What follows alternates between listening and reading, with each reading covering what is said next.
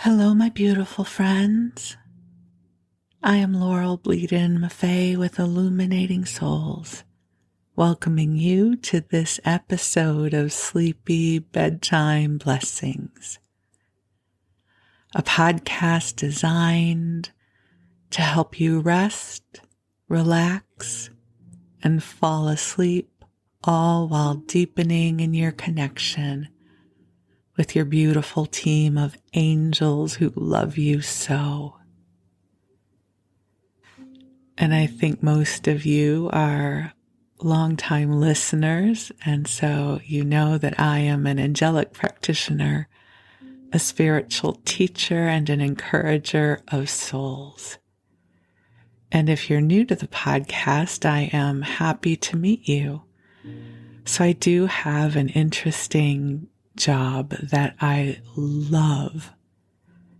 I get to encourage you. I get to help you remember who you are.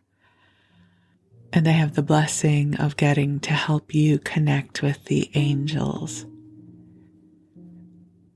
So I have different offerings, including one-on-one angel sessions, soul mentoring, and an ever-changing roster of classes. And you can learn more at my website, illuminatingsouls.com. And I also post regularly on my Facebook page.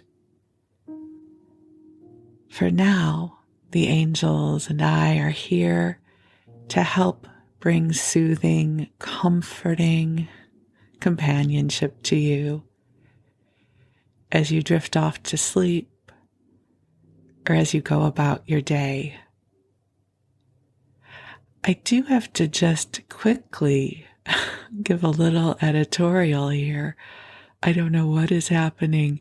I live about a mile from a freeway, and usually I can't hear it, but this morning it's loud, so the atmosphere must be a little bit different this morning. So if you hear traffic, I am so sorry.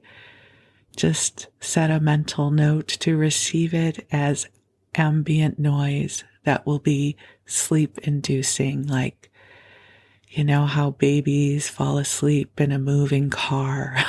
Let's affirm this is how it will metabolize for us all in this episode. So this podcast is an unlikely mashup of two of my favorite forms of self-care, connecting with the angels and listening to sleep podcasts. Just last night, I listened to my own sleep podcast, and it helped me fall asleep. I listened to the episode that was posted before this one, and I didn't even make it to the story part. I don't even remember hearing it. And that's what I love about sleep podcasts. They provide for a really gentle invitation to shift consciousness so that our waking mind and beingness can make that transformation into that beautiful, expansive place of sleep. So if you are using this to sleep, I invite you to get really cozy in whatever way works best for you. I love lots of pillows, and it's chilly here right now, so I have lots of blankets on the bed. I use a body pillow and a couple of other pillows, and I have a big comforter. And I think right now we have 3 other blankets on the bed. So it's like going into a cocoon of warmth. It's very snuggly, and I love it. And so wherever you are right now, whether you are in your car commuting to work or running errands, or you're in bed, getting ready to drift off, The angels and I are sending you waves of love. As I record this, it is morning here, and I think it's going to be an absolutely beautiful day. And there is a sense of hopefulness that I feel, not just for me, but in the collective. And there's a heaviness. It's incongruent. We can experience many things at once. So we can feel hopeful and we can feel the heaviness. We can feel lost in some aspects and deeply on purpose in others. So if you are in one of those mixed up, mashed up places, I want to remind you that we are multidimensional beings. And even though we are on a linear timeline here on the earth plane, our beingness experiences and co-creates multidimensionally. So if your day-to-day life feels a bit hectic or challenging, there may likely be a greater part of you that is already dancing into the timeline of the days and weeks and months to come, and that part of you is feeling inspired. So we are very complicated beings. We can feel many things at the same time. It's like we're snow globes, when the snow globe gets shaken up and the snowflakes are flitting about everywhere. Life feels like that right now. So there's parts of life where I am profoundly inspired and excited. And there's other parts of life that feel exhausting. I feel all of it right now. I think that's one of the cool things about feeling life through the heart chakra is we get to feel all of it. And I'm so glad that I am someone who gets to feel. I think it's a lovely way to engage with life. And so if you are someone who feels deeply, I honor you. And it's okay. Each of us is a beautiful, unique instrument of the divine. Each of us experiences the world through our unique consciousness. So I invite you to take a big, deep breath in and breathe in the love that the angels are shining upon you. And as I say that, can you hear the birds? I don't know if you can or not. They are singing their song. So my beautiful friend, here is to singing your song in a way that delights your spirit. And if you are someone who has all the feels, if you feel all of it, you're in good company. It is such a beautiful thing that we get to be together right now. That we get to receive this angelic love together, this broadcast that is coming from the heavens. It is being calibrated just for you. That the angels know what is in your heart and they know what is happening in your life right now. And they are meeting you where you are. And they are also helping to lift you up so that you can breathe a little bit easier. And so I'm going to call the angels in. They're already here, but as you know, I love the ritual of sharing them with you. So let's take some nice deep breaths in together, allowing the light of the heavens to meet you where you are. And beautiful angels on high, we invite you to join us here. We ask that you bring your energy closer to where we are on the earth plane. And I ask that you bring each of our beloveds waves of golden healing light. I ask that you help clear from us anything that is not ours, anything that no longer serves. Please help us to release anything that is a burden that we need not carry, just to clear this through the light of the divine.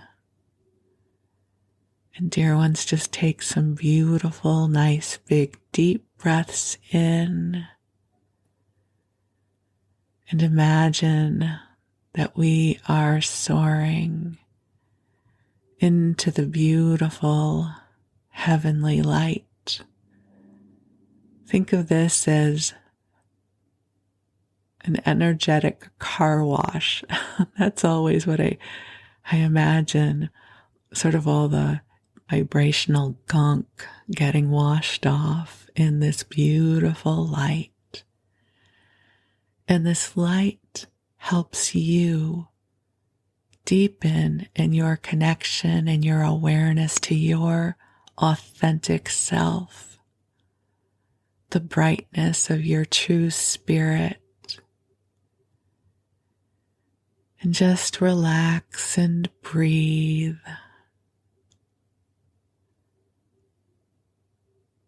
And as we are doing this in my mind's eye, I see the angels with us now.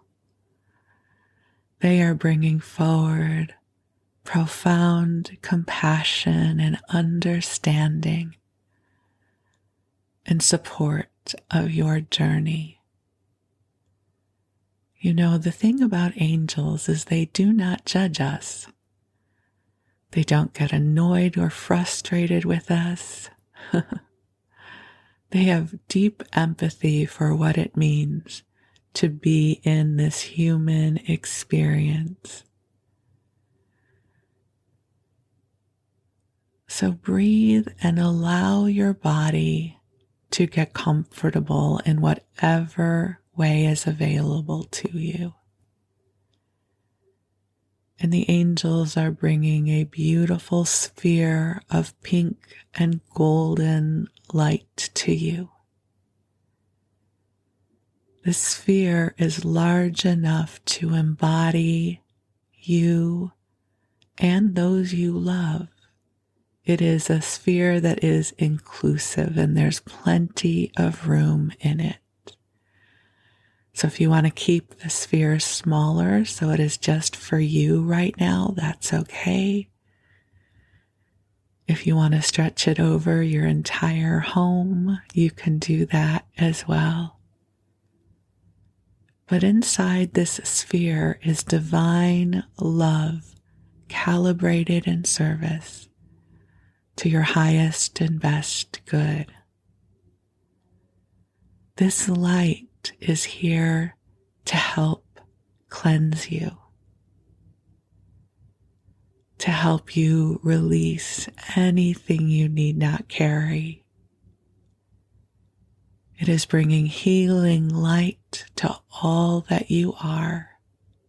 So allow this healing light to flow to every cell in your body, to your heart, and to your consciousness.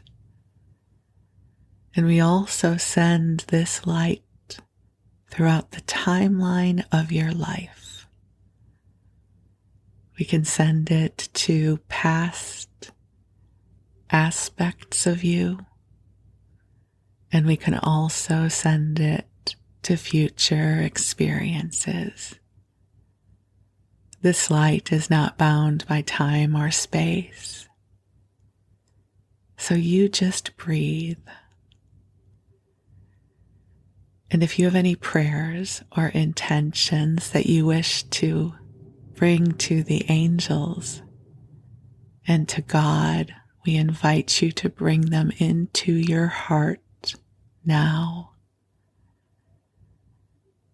And just let the angels and God hear your prayers. You can ask them for help. You can let them know what your intentions are, however you want to use this time. They are here with you now.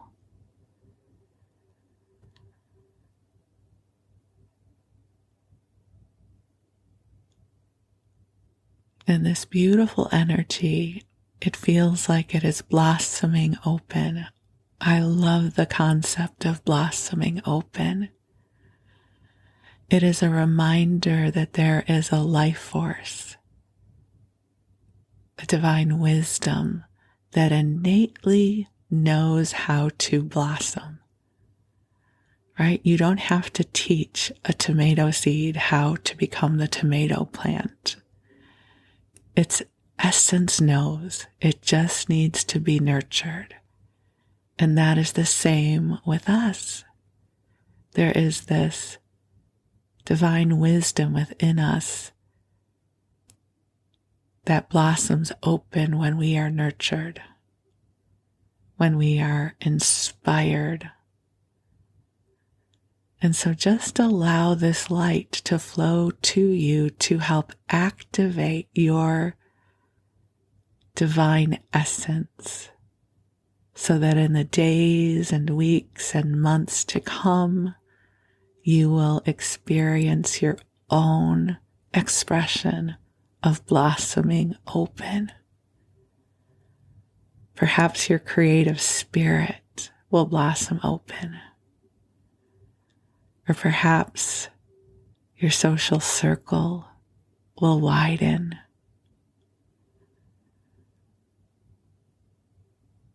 This can show up in so many different ways, but just feel the invitation of it. Feel the light that is streaming to you now. And take another nice deep breath in. And you are being held in the heart of your angels. And so you go ahead and rest and drift off and allow yourself to receive the soothing, comforting, divine love that is here for you right now.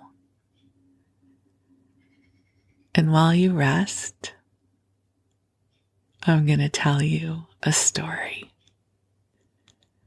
So for this episode, I am going to dive into a theme I have been contemplating for a few months now that I am calling the Plus Size Diaries.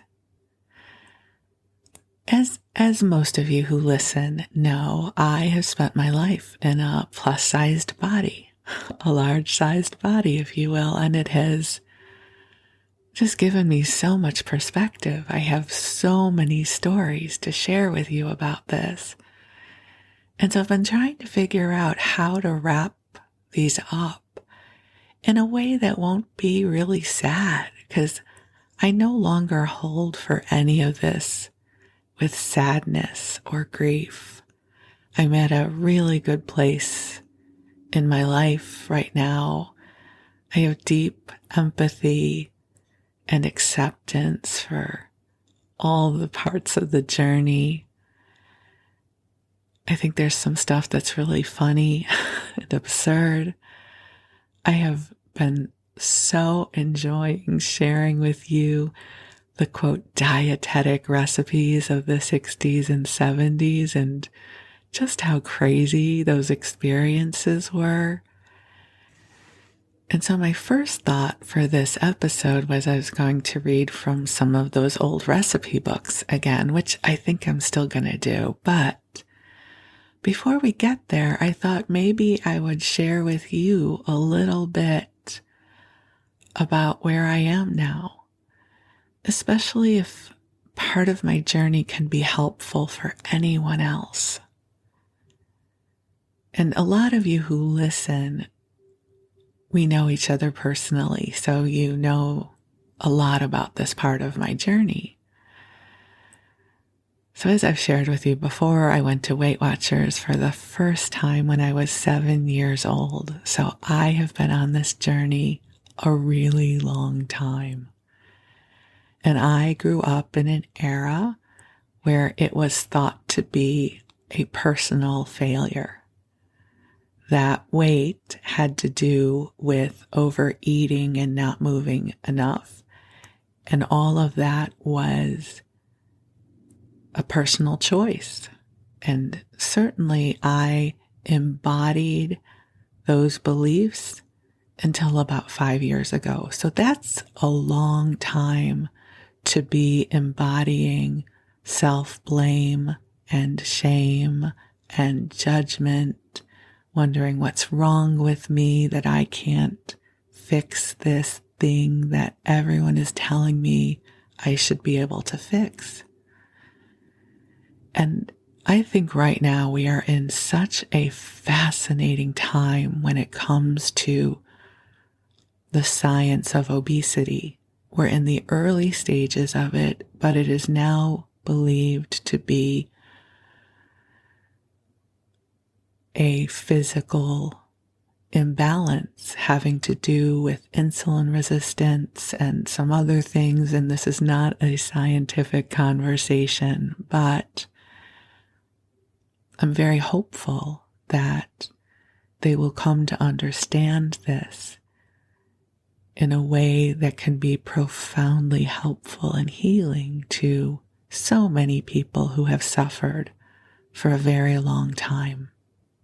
And I guess in terms of the Plus Size Diaries, the parts of my journey that I want to share with you in this episode is one of the first times I had this profound awareness that this likely wasn't my fault.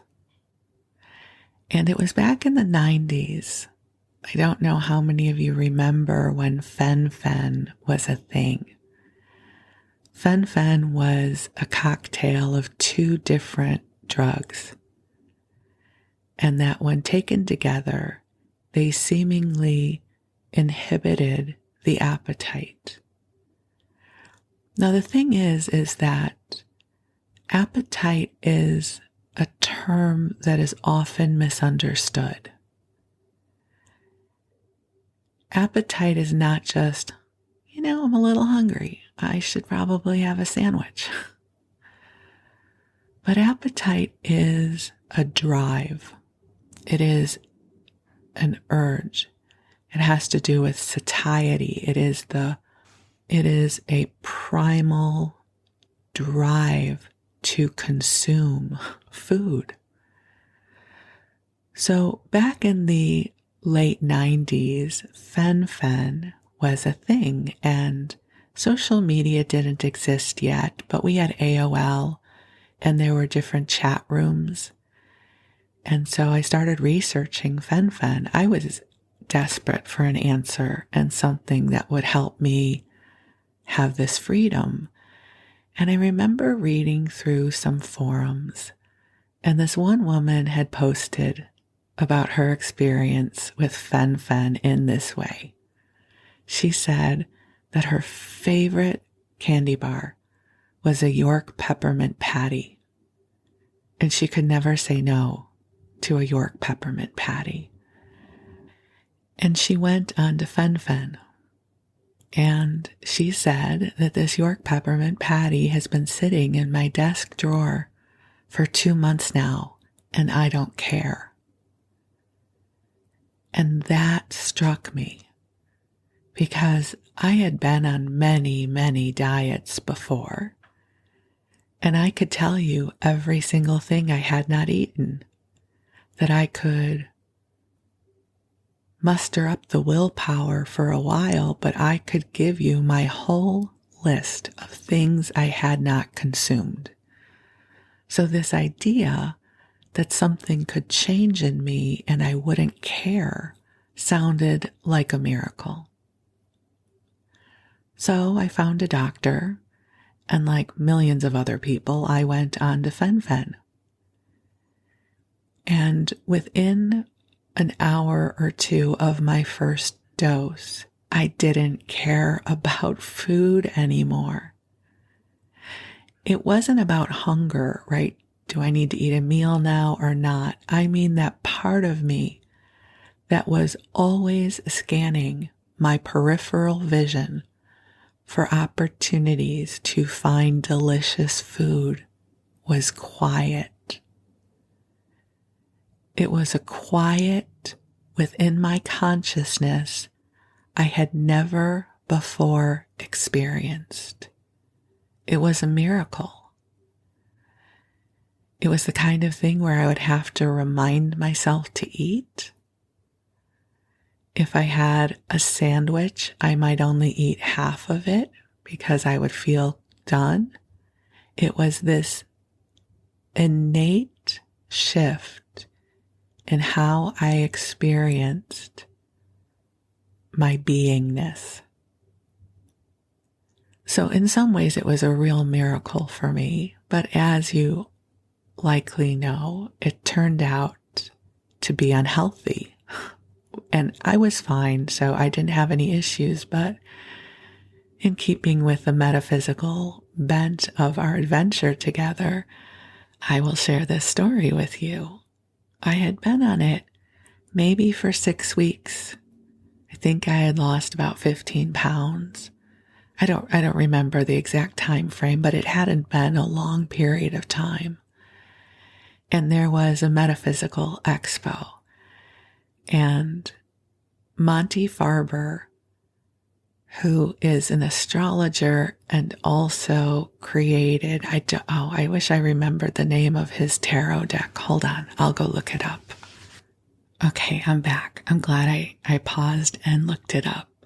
So Monte Farber and his wife, artist Amy Zerner, created the Enchanted Tarot deck and many other super cool things. I'm actually going to have to go back and look at their website after I record this episode. I haven't looked at their work in a long time. He has classes and they have beautiful decks and books. And so their website is theenchantedworld.net. So if you look up Monte, Monte, and Farber, Farber. Okay, so back to the story. So we're at this metaphysical expo, and Monte is there selling his decks and also demoing a software that he had that would do tarot readings. And so I was all excited about my Phen-Fen journey. And so, he was offering to do these readings with the software. And so I said, okay, I want to ask about Phen-Fen. How, is it going to work for me? Is this a good thing? And so the software does its spin and the tarot cards are revealed. And I don't remember what they were. But Monte looks at the screen and he looks at the spread and then he looks at me and his eyes get really big and he says, "Get off them now. Don't take any more." And I could feel the energy. And I was like, uh-oh. And so I didn't take them ever again. I stopped, and it was about, 2 months later that all of these news reports started showing up about people who were in heart failure or they had heart valve problems because of the Phen-Fen. So I don't know what would have happened to me had I stayed on them, but Monte, thank you. Thank you for that reading and that moment. And thank you, angels, for bringing me there so I would know to go off of him. But the miracle of the Phen-Fen that stays with me to this day is that it shifted something in how my brain worked. And I thought, oh, this is what it's like to be normal. This is what it's like. That's so interesting. And so that stayed with me ever since. And I have many other experiences to share with you, but the one I want to share with you next is to sort of bring you up to speed with where I live in my consciousness and in my body now, which is in July of 2020. I had to think for a second. July of 2020, I had bariatric surgery in the form of a vertical sleeve gastrectomy. So I've had bariatric surgery. And actually, it's my second bariatric surgery. I had a lap band back in 2004. That was a miracle, but I had a complication and it had to come out in 2008. So all of those can be their own story times at some point, but I want to sort of bring you up to speed with where I am now, and it'll give you just a sense on why I hold in consciousness the way I do these days. So I was very blessed to be able to have this surgery. Not everybody gets to have this opportunity, and it doesn't work for everyone. And I was very fortunate. I had been eligible for this surgery for many, many years, but I hadn't been ready.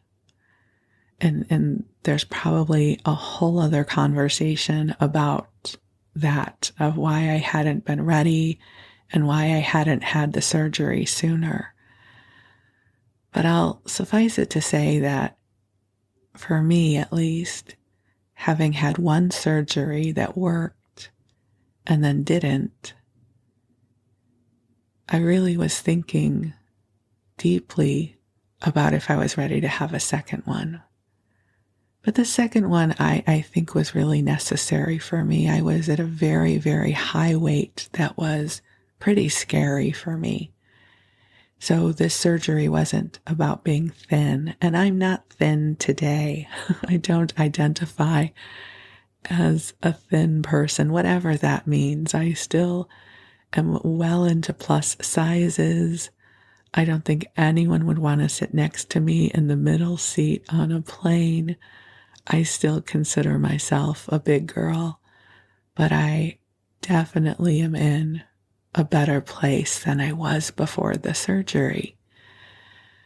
The thing about the sleeve, as we call it, the sleeve, the vertical sleeve, the VSG form of weight loss surgery, and I'm not going to get into too many details because you're trying to sleep, but a part of the stomach is removed.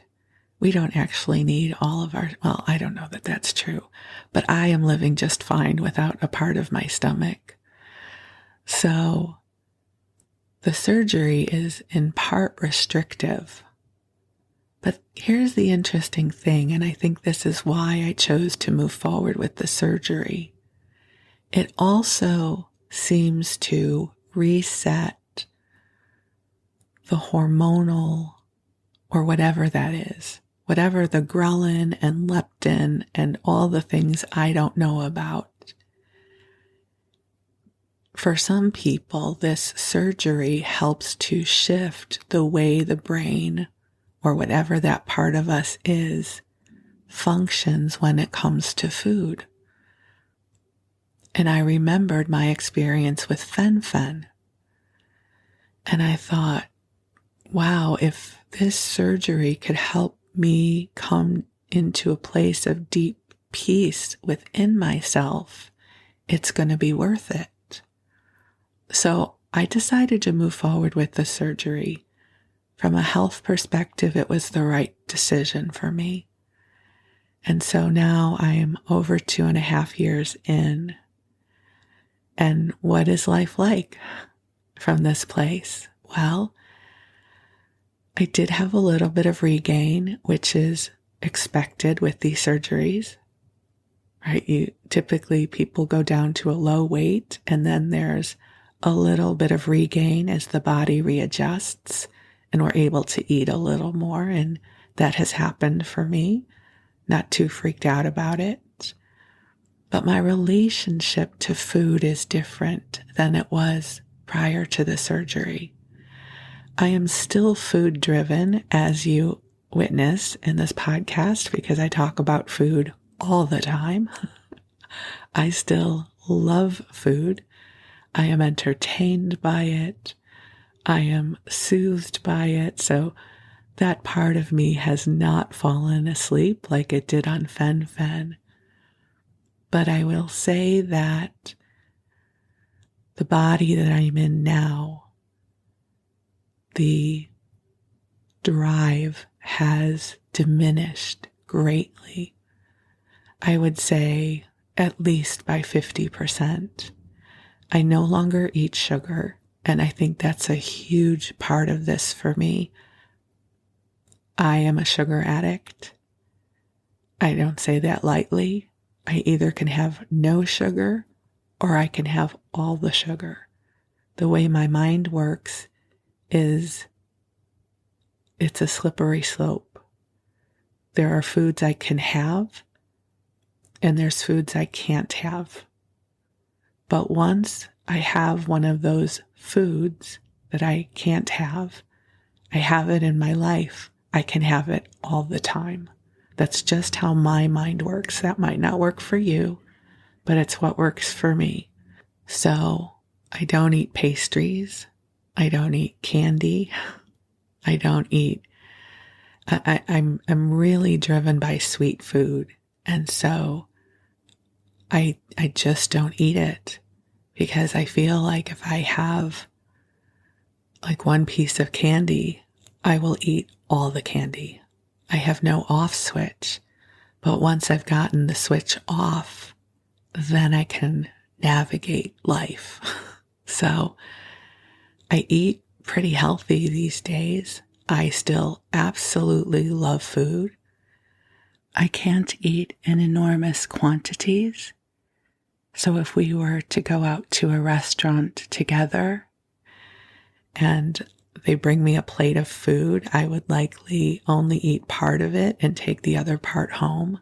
I don't really eat in restaurants anymore, though, because of the pandemic, so that's probably a terrible metaphor. I eat big salads, so I can still have vegetables, and I eat some fruit. I can't eat a lot of it, but I eat fruit. I can have bread, toasted usually, and I feel really healthy in my body. I feel really good with where I am now. And I'm so grateful that I had the opportunity to have this surgery.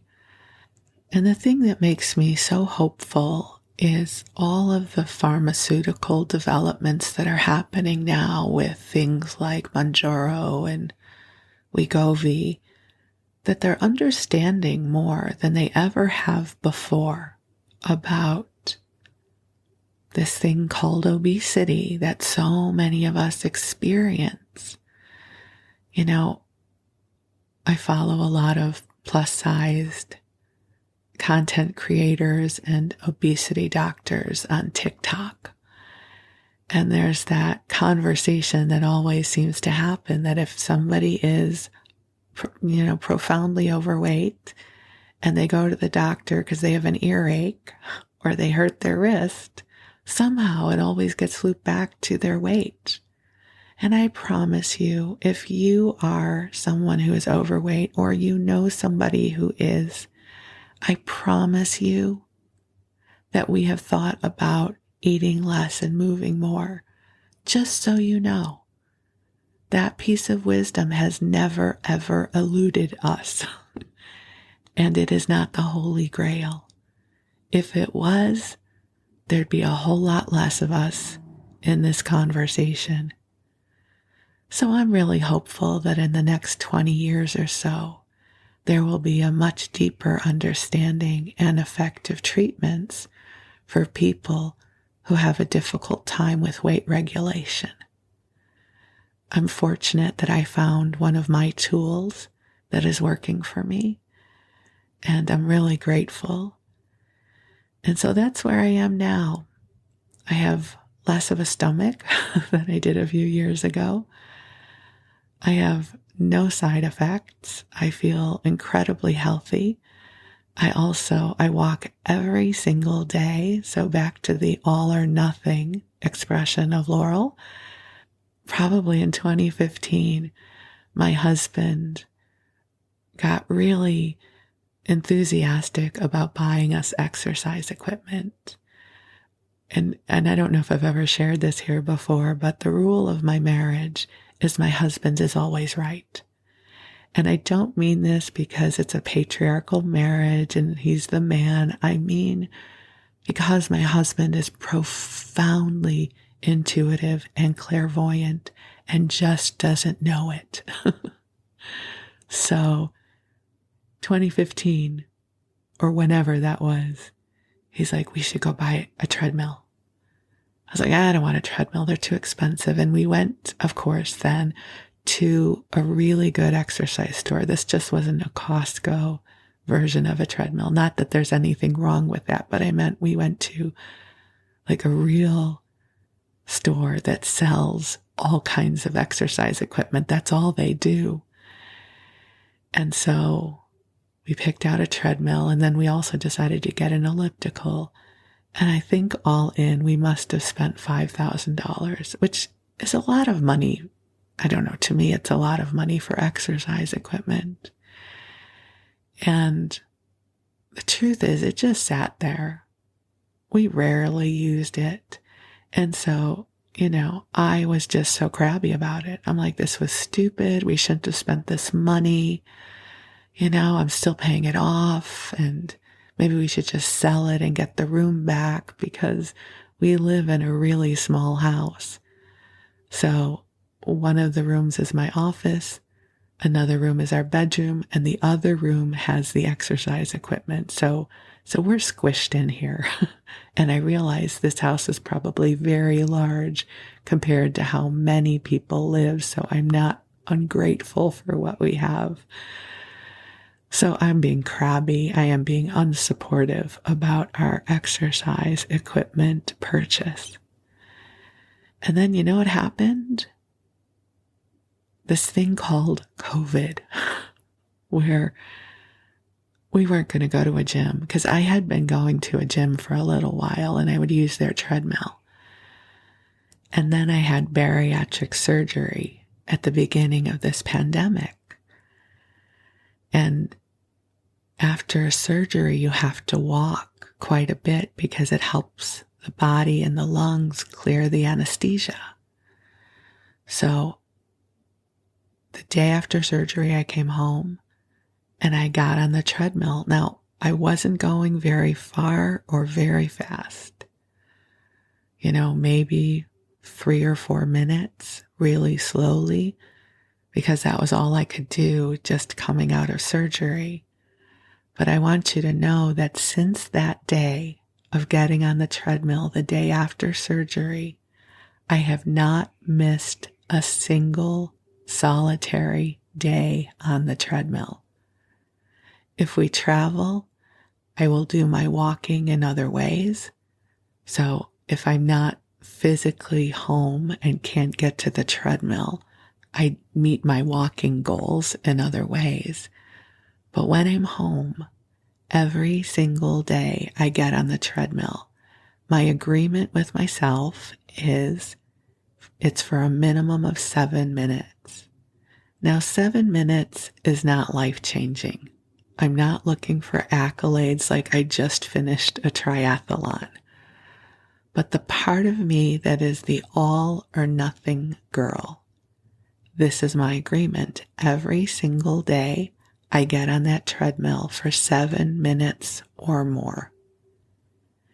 And that is working for me. So my husband, who I was very crabby with for buying this very expensive exercise equipment that we clearly did not need, is now the hero of my story because he did not know what was coming.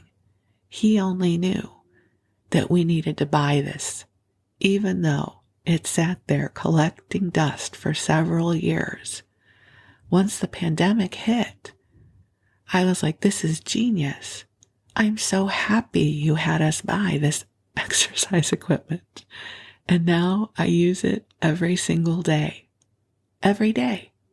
I'm on that treadmill. Totally worth the investment.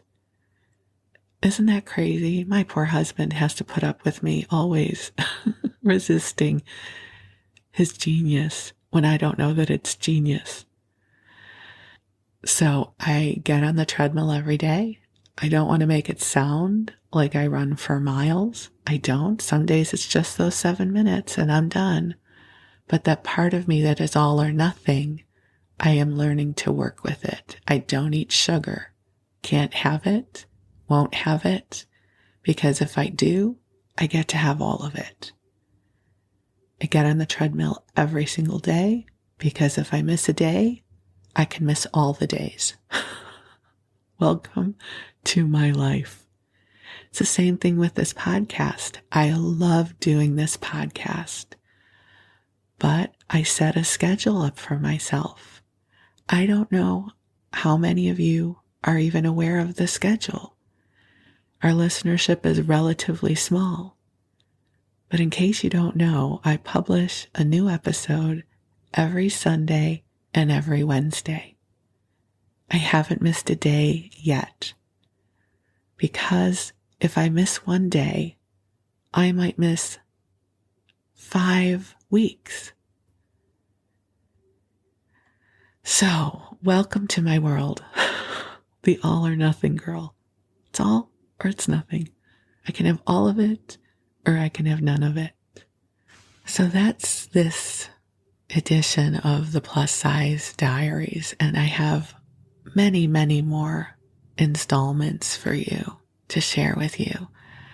But I thought maybe we could wax poetic about some of these interesting dietetic recipes that were a part of my childhood and adolescence.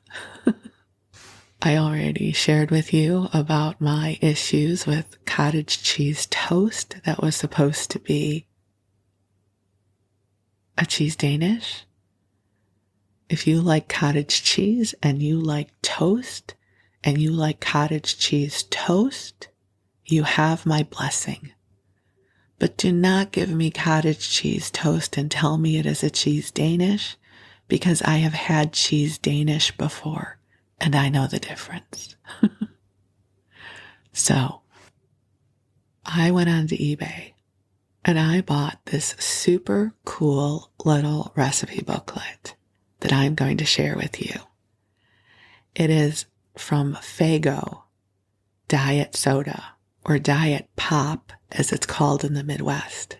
I grew up with soda being called pop because I'm from the Chicago area.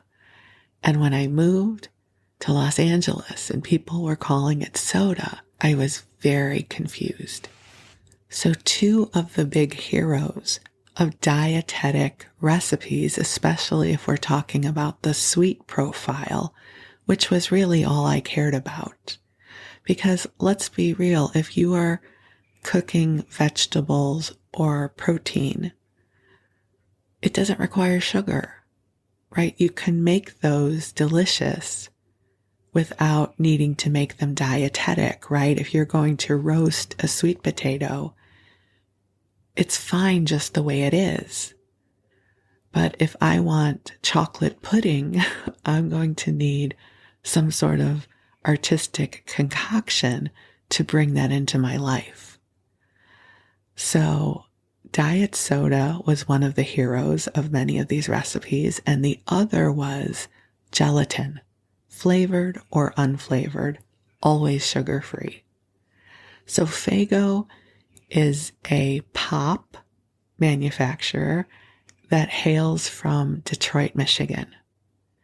And I believe this might be from the 60s, maybe the 70s, and people submitted these recipes. And I can't help but think of these women who were, pouring a half a can of pop with some strawberries and, a little bit of milk powder to try to make something. So God bless them. They are certainly the heroines of this story as well.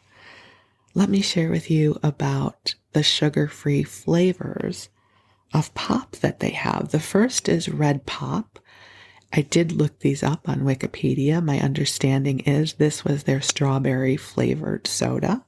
But as a child, I loved red pop. Who didn't like a good red pop, right? Frosh, which sounds like it was citrus, so maybe lemon lime, I don't know for sure. Passion fruit punch, sounds delicious. Root beer. Something called rock and rye, which my understanding is like a cream soda, which I like cream soda, so I would have had that one. Pineapple orange, which sounds delicious. Black raspberry. Cream. I don't know the difference between cream and rock and rye. Apparently back in the day, like the early 1900s, rock and rye had more savory flavor. I don't even know if it's savory. Whatever. It was a different concoction than it is now, but apparently now it's like a cream soda with a little bit of a fruit flavor. They have orange. I always loved orange soda. Cola, strawberry, cherry, grape. Oh my God, I loved grape soda. Lemon lime, ginger ale, chocolate cream, which I will come back to in a moment, wild strawberry, and cherry berry. Okay, one of the things that was one of the great frauds in my childhood was this idea of chocolate soda. Listen, I firmly believe that one of the ways God helped convince me to incarnate into humanity at this time and place, into this lifetime as Laurel, was they said, well, there will be cake and chocolate. And I said, okay, I'll go. Put me in, coach. So I have and have always had this deep, reverent love affair for chocolate. So when diet chocolate soda became a thing, as did sugar-free chocolate gum, I would drink this stuff or chew the gum in hopes that that part of me that loved chocolate would somehow be sated. And I never was. It was a deep disappointment. I was snookered by the promise, by fake chocolate flavoring. So I know we're kind of late in the episode here, so we will come back to this Faygo recipe book. It'll probably have its own episode, or maybe I'll combine this recipe book with some others that I have that are equally as delightful, but I will share a few recipes with you. This first one I think is really interesting for a couple of reasons. This is called $1 Million French dressing. So, as I recall back in the day, so again, late 60s, early 70s, we didn't necessarily have access to the kind of fat-free, low-fat dressings, salad dressings that we have now. And I remember salad dressing as being this really suspect thing that we had to be careful of. And they taught us in Weight Watchers that if you ordered dressing, you never ever poured it on the salad directly, because that would put too many calories and fat into your salad. So instead what you did is you dipped your fork in the dressing and then you took a bite of salad with the fork. So you would dip into the little container of dressing on the side, always on the side. You would dip the fork in the dressing, and then you would take the fork and spear part of the salad, and then you would take a bite. So you would get a little bit of the dressing on the lettuce rather than drowning the salad in dressing. I will have you know I have done this my entire adult life. If any of you have ever eaten in a restaurant with me that involves salad, you will see me using this technique, not even realizing that this is what had happened to me in my life. I will have you know that now when I eat my ginormous salad, which is really not that big, just so you know, I have had bariatric surgery after all, but when I eat my salad, I actually pour the dressing on the salad. I'm like, I can't eat too much of it. I'm having real dressing, and it's going to cover every morsel of my salad. It is one of my personal acts of rebellion against the history of my relationship with salad dressing. But I digress. If you would like to make a super groovy, dietetic salad dressing using soda, let me share this with you. There's 1 cup of diet Faygo ginger ale. So they're introducing the ginger flavor and the sweetness from the soda. 1 envelope of unflavored gelatin. See, here are our 2 heroes, diet pop and gelatin. 2/3 of a cup of white vinegar. Artificial sweetener to equal a 1/2 cup of sugar. So whether that would be saccharin in the day or sweet and low or one of those things that you squeeze out of a dropper. 1/2 cup of ketchup. Now, again, being a good Weight Watcher lifetime dieter, I'm surprised they use ketchup because it involves sugar. But that's okay. We're going to keep going. 1 teaspoon of paprika. Everything's better with paprika. 1.5 tablespoons of Worcestershire sauce. Everything's better with Worcestershire sauce too. 1 teaspoon of salt. The juice of 1 fresh lemon. A 1/4 cup of grated sweet onion. And 1.5 garlic cloves finely minced. So pour diet Faygo ginger ale into the blender and sprinkle with unflavored gelatin. Add vinegar, sweetener, ketchup, paprika, Worcestershire sauce, salt, and lemon juice. Blend at high speed until thoroughly mixed.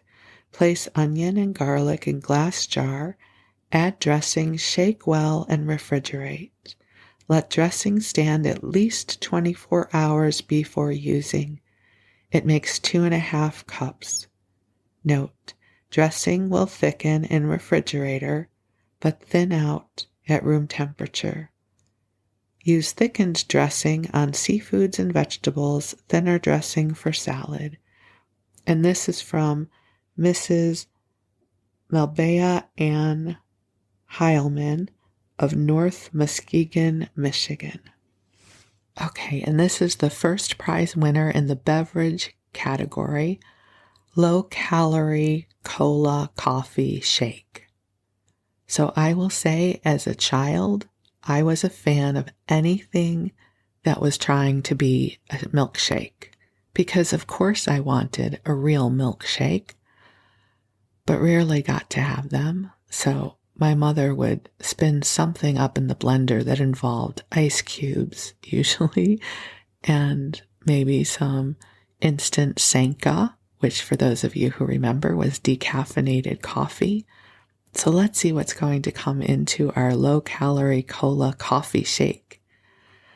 So 1 quart or 32 ounces of Diet Faygo Cola, 3 Diet Faygo Cola ice cubes. Okay, so we're going to make ice out of Faygo. All right, so we would have to do that ahead of time. And people are doing this all the time now with coffee, yes? Have you been on ice TikTok where people make lots of different kinds of ice in different shapes and flavors? They have a whole freezer drawer in this multi-level refrigerator and freezer for different kinds of ice. So now this is very fashionable. We are making flavored ice. So 3 Diet Faygo Cola ice cubes. 1/3 of a cup of instant non-fat dry milk powder. 1/2 teaspoon of instant coffee powder. In our house, that would be Senka. I don't know why I'm remembering that now. My parents drank Senka. 1 teaspoon of vanilla and 2 teaspoons of artificial sweetener. So fill your ice cube tray with Diet Faygo Cola and freeze solid. Place 3/4 cup of chilled Diet Cola in the blender. Add 3 frozen cola cubes, non-fat dry milk, coffee powder, vanilla, and sweetener. Blend at high speed about 1.5 minutes or until mixture thickens. Pour over additional cola cubes in a tall glass and serve immediately. This is from, I'm going to try and say her name and do it justice, Mrs. Margaretha, beautiful name, Mrs. Margaretha Stramecki. And she's at River Rouge, Michigan. Margaretha, what a beautiful name that is. So that is the first prize winner, the low-calorie cola coffee shake.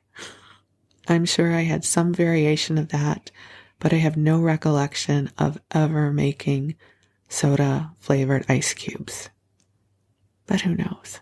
And so, my friends, this completes our first installment in the Plus Size Diaries. I have no idea when I'll do another or what we'll talk about. But thank you for letting me share this part of my story with you, and perhaps it will resonate with you, or maybe there's another area of your life where change has been elusive. And if that's the case, please, oh please, have deep compassion for yourself and your journey. Life is never as simple as it's made out to be in the narratives we are fed in magazines and social media. We're complicated beings, and there's still so much we don't understand about how we function. So love yourself well. And if it's hard to love yourself, let your angels love you. Outsource self-love to the angels. And I guess then it's not really self-love, but just receive the love that is here for you. You are awesome, and you are precious. And you are beautifully imperfect, just like every other person on the planet. And you are a miracle. And this world is better because you are here. So, my beautiful friend, you rest well. And if you need some more companionship, there are 129 other episodes in the archive that you can listen to. So we'll be together again soon. Thank you so much. I love you, and I wish you the sweetest of dreams.